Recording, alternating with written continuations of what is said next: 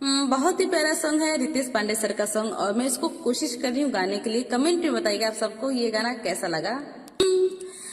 धोखा धोखा रहे प्यार के अब मतलब ना बा, मतलब यार से हमारा डर नइखे अंजाम से।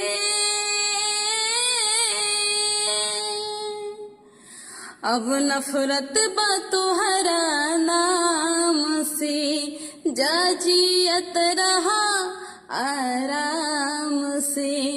अब नफरत बा तोहरा नाम से, जा जियत रहा आराम